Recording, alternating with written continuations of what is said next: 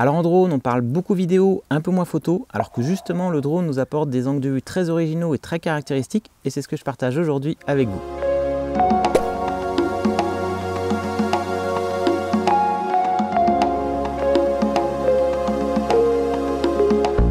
Alors si comme moi vous n'habitez pas dans un paradis terrestre et vous avez des champs tout plats à perte de vue, bien du coup il faut se creuser un petit peu les ménages pour essayer de faire des photos originales et créatives.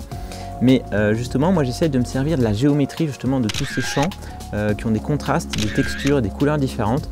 Et on a souvent l'habitude en drone de prendre des photos au début plutôt lointaines vers l'horizon.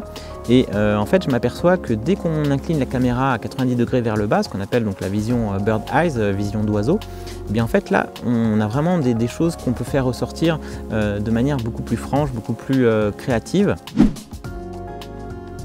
Alors ça c'est un peu ma première astuce, c'est d'exploiter beaucoup la vision verticale, donc vraiment la caméra orientée vers le sol, parce qu'on a une vision qui est unique et voilà, qui est vraiment très spécifique au drone.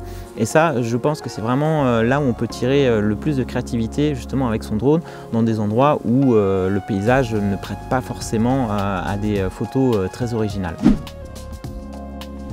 Alors ensuite on peut essayer aussi de faire des compositions naturelles avec les éléments comme sur le sable ou la neige, essayer de soit faire des écritures, faire des formes, des dessins, ou si par exemple avec des feuilles mortes, voilà, essayer de se servir un petit peu des éléments, les mettre un petit peu en scène pour justement avoir une photo un petit peu originale. Et ensuite on peut aussi faire des compositions avec l'ombre du soleil.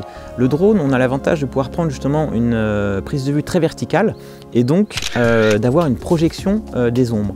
Donc ça peut être intéressant de se mettre vertical du drone. En fait le personnage, le sujet va être très petit, très fin parce qu'il va être vraiment vertical, donc on va pas voir beaucoup le sujet. Mais en revanche le sujet va devenir la projection justement de cette ombre. Et c'est ce qui va attirer l'œil et ça va être là tout le cœur en fait de la photo, le centre de la photo, le centre créatif de la photo. Et ça j'aime beaucoup parce que du coup on peut vraiment jouer avec des formes, faire des expressions très créatives. Donc l'idée c'est vraiment de venir survoler le sujet pour qu'il soit le plus vertical possible et qu'on le voit le moins possible en fait. Et en revanche de déporter justement, de jouer avec l'ombre. Donc pour ça il va falloir que le soleil soit le plus proche de l'horizon. Il faut éviter de le faire à midi ou à 14 h l'été quand le soleil est en plein zénith parce que du coup le déport de l'ombre va être très court. Donc il vaut mieux le faire justement tôt le matin ou tard le soir. Plus le soleil donc sera proche de l'horizon et plus justement l'ombre sera grande et on va pouvoir exprimer justement des choses très originales. Alors ça peut être vous debout, ça peut être vous sur un vélo, enfin voilà, on peut imaginer toutes sortes de projections qui justement vont se refléter au sol et ça va être l'ombre qui va être justement la partie créative et la partie sujet en fait de votre photo. Alors justement, en jouant avec ces perspectives, on peut imaginer plein de mises en scène qui vont tromper un petit peu l'œil, qui vont susciter un petit peu l'interrogation à la personne qui va regarder la photo. En fait, en se mettant dans des situations un petit peu improbables et d'essayer de faire croire un petit peu à des situations, par exemple de verticalité, de sustentation dans le vide, comme justement j'ai fait avec ces 3 photos. Et donc je me suis servi du rebord de la terrasse pour faire comme si je m'agrippais en haut d'un mur et comme si j'étais suspendu en fait dans le vide. Alors pour ça, du coup, on peut servir donc d'une ligne droite au sol. Alors là, je me suis servi du rebord de la terrasse, mais ça peut être sur un terrain de sport, en fait, tout ce qui est les lignes, démarcations, tous les traits blancs, eh bien, on peut s'en servir justement pour simuler un mur, un point d'accroche ou une mise en scène bien spécifique. Ensuite, ce qui est important, c'est d'avoir le soleil tout le temps en haut de la prise de vue, pour que l'ombre justement se reporte sur le bas, comme si on était donc accroché à un mur, bien le soleil est toujours en haut. Donc ça apporte encore plus de réalisme à la photo. Et dernier petit point, c'est d'essayer de relever un petit peu les jambes ou les pieds justement en bas de photo pour avoir encore plus d'ombre et vraiment faire croire en fait que vous êtes dans le vide et que vos pieds sont dans le vide et non pas à plat au sol. Alors vous allez me dire, mais oui, mais comment cette photo on la prend en fait? Alors l'idéal c'est d'être à deux et d'avoir un sujet et d'avoir un mannequin entre guillemets pour faire le sujet. Et vous donc vous occupez de la prise de vue. Maintenant si vous êtes tout seul ou si vous voulez vous prendre en photo, eh bien en fait l'astuce que j'utilise, et c'est valable un peu pour toutes mes mises en scène entre guillemets, eh bien c'est je fais tout mon cadrage, mes réglages manuels avec ma radiocommande dans les mains, allongée au sol, et quand tout est ok, eh bien en fait je paramètre la prise de photo sur le mode intervalle, sur le mode minuteur, et toutes les 7 secondes j'ai réglé, voilà, toutes les 7 secondes il prend une photo. Et donc du coup, comme ça, je sais que je vais pouvoir réaliser mon plan.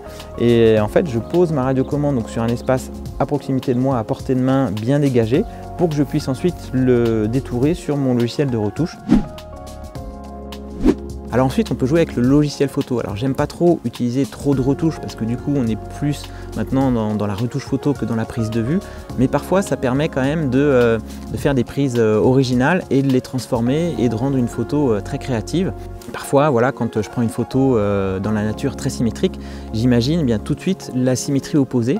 Donc pour ça, il suffit de prendre une photo, on la découpe au milieu et on va venir dupliquer donc, la partie symétrique. On va venir donc, faire un miroir horizontal et la coller au milieu et du coup voilà, on a une symétrie parfaite et du coup ça permet avec ça justement d'avoir des photos qui sortent un petit peu de ce qu'on pourrait voir en temps normal.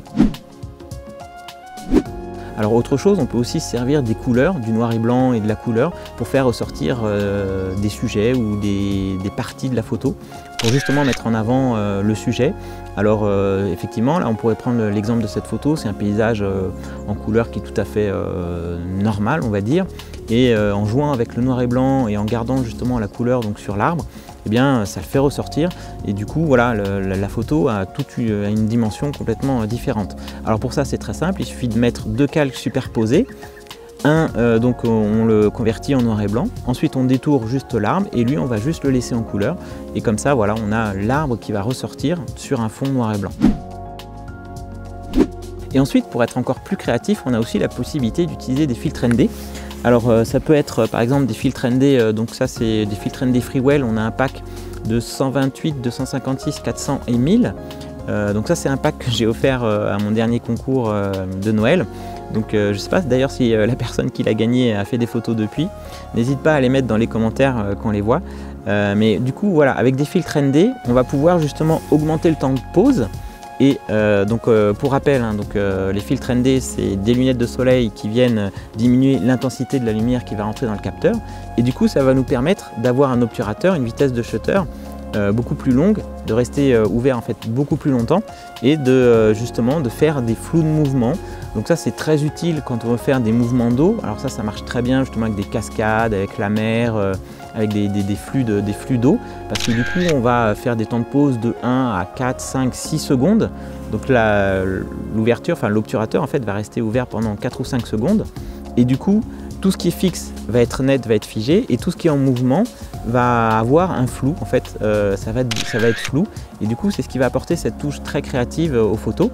Alors en drone, je vous recommande donc pour faire des pauses longues, des conditions de vent très calmes, parce que c'est vrai que même si les drones actuellement sont quand même très bien stabilisés, dès qu'il y a un petit peu de vent ça peut bouger. Sur des pauses de 4, 6, 8 secondes ça peut se sentir. Donc là justement au niveau créativité ça apporte plein de possibilités. À partir du moment où voilà, on peut faire déplacer quelque chose en mouvement, eh bien cet objet, ce sujet va créer un flou de mouvement et c'est ce qui va apporter justement le côté original à votre photo. Et là depuis quelques temps je teste un filtre ND 2000. Alors là quand je l'ai reçu je me suis dit qu'est-ce que je vais même pouvoir faire avec ça. Et en fait c'est super parce que du coup quand il y a beaucoup de soleil, en pleine journée à midi à 14 h, eh bien je peux faire des pauses longues de 4, 6, 8 secondes.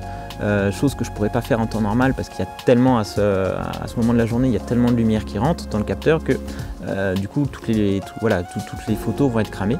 Et là avec un filtre ND 2000 en fait on diminue vraiment l'intensité du soleil, c'est qu'on est en pleine journée et ça permet justement de faire des flous de mouvement quand il y a beaucoup de luminosité. Alors toujours pareil, on peut faire des mouvements avec l'eau, avec des véhicules en déplacement, voilà, vraiment il y a plein de possibilités justement. Et ça permet également aussi de faire du light painting quand il fait jour ou quand il y a encore de la luminosité. Alors le light painting en fait c'est de la peinture avec la lumière, c'est-à-dire que justement avec des pauses longues on va se servir en fait du temps de pause pour capter des mouvements de lumière et qui vont faire des dessins. Donc ça peut être le matin juste après le lever du soleil ou le soir juste avant le coucher du soleil. Et bien avec ce filtre ND 2000 on peut faire du light painting et du coup voilà, ça c'est des clichés qui sont quand même très originaux et qu'on ne voit pas souvent. Alors en fait on peut s'apercevoir qu'avec un drone il y a plein de possibilités justement pour faire des photos créatives et très originales. Maintenant à chaque vol, même si je fais une vidéo ou si je fais un tuto ou quelque chose comme ça, à partir du moment où je mets mon drone en l'air, eh bien j'essaie de me forcer à prendre une photo Déjà, ça force ma créativité justement à essayer de faire des choses que j'ai pas l'habitude de faire. Donc j'essaye de me creuser la tête à chaque fois, de faire quelque chose d'original. Et puis voilà, du coup, c'est un bon exercice pour s'entraîner. Après, c'est vrai qu'on a Instagram qui est vraiment une plateforme super sympa pour avoir des clichés originaux. Donc si vous avez des comptes Instagram et si vous faites des belles photos créatives, n'hésitez pas à les partager dans les commentaires. Ça permet aussi d'avoir de l'inspiration. Et d'ici là, moi je vous dis à bientôt pour une prochaine vidéo. Ciao!